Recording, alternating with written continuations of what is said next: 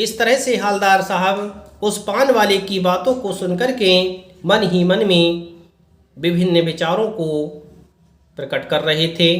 वह विभिन्न प्रकार की बातों का विचार कर रहे थे कि लग रहा है कि ऐसा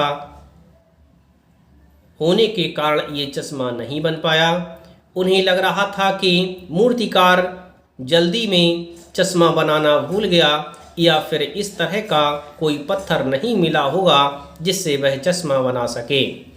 हालदार साहब को यह सब बड़ा विचित्र और कौतुक भरा लग रहा था। इन्हीं ख्यालों में खोए खोए पान के पैसे चुकाकर चश्मे वाले की देशभक्ति के समक्ष नतमस्तक हुए। वह जीप की तरफ चले, फिर रुके, पीछे मुड़े और पान वाले के पास जाकर पूछा, क्या कैप्टन चश्मे वाला नेताजी का साथी है? इस तरह से हालदार साहब के अंदर आश्चर्य समाप्त नहीं हो पा रहा था। लगातार कैप्टन चश्मे वाले के विषय में जानने की जिज्ञासा बढ़ती चली जा रही थी। उन्होंने पान वाले से फिर पूछा कि क्या कैप्टन नेताजी का कोई साथी है या आज़ाद हिंद फौज का भूतपूर्व सिपाही है? इस तरह से उन्होंने उस पान वाले से पूछा। पान वाला नया पान खा रहा था। पान पकड़े अपने हाथ को मुंह से 1.5 इंच दूर रोककर उसने हालदार साहब को ध्यान से देखा, फिर अपनी लाल काले बत्ती सी दिखाई और मुस्करा कर बोला, नहीं साहब, वो लंगड़ा क्या जाएगा फौज में, पागल है पागल है। वो देखो वो आ रहा है, आप उसी से बात कर लो, फोटो वोटो छपवा दो उसका कहीं।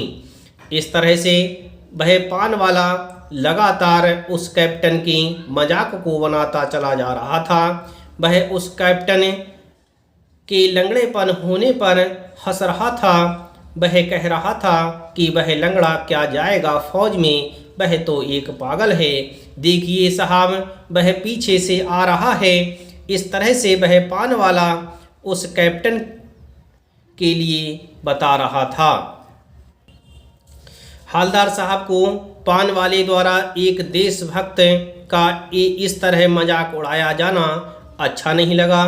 हालदार साहब को यह अच्छा नहीं लग रहा था कि वह पान वाला एक देशभक्त की मजाक को उड़ा रहा है। मुड़कर देखा तो अवाक रह गए।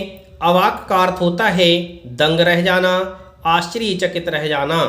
जब उन्होंने मुड़कर के देखा तो वह दंग रह गए, आश्चर्यचकित हुए।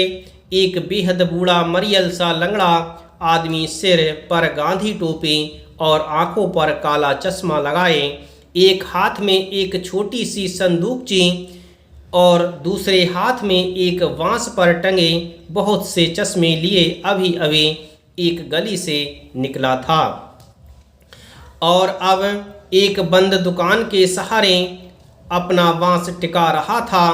तो इस बेचारे की दुकान भी नहीं, फेरी लगाता है।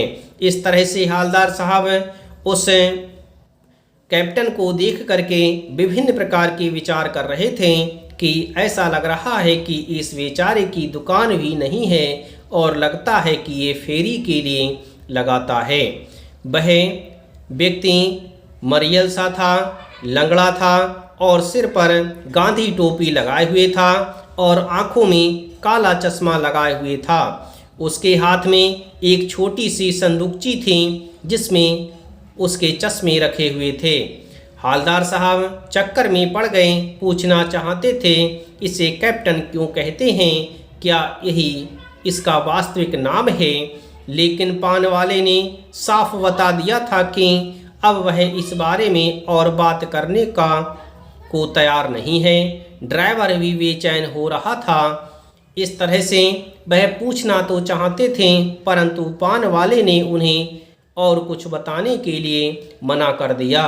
उधर ड्राइवर भी बेचैन हो रहा था और काम भी अधिक था। इसीलिए हालदार साहब जीप में बैठकर वहां से चले गए। 2 साल तक हालदार साहब अपने काम के सिलसिले में उस कस्बे से गुजरते रहे और नेताजी की मूर्ति में बदलते हुए चश्मे को बहुत ही आश्चर्य के साथ देखते रहे। कभी गोल चश्मा होता तो कभी चौकोर, कभी लाल, कभी काला, कभी धूप का चश्मा, कभी बड़े कांचों वाला गोगो चश्मा, पर कोई ना कोई चश्मा होता जरूर था।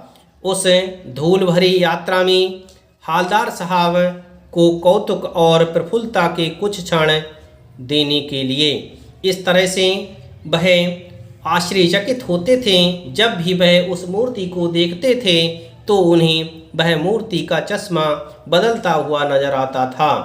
इस तरह से वह मूर्ति उनके लिए लगातार आश्चर्य को प्रकट कर रही थी।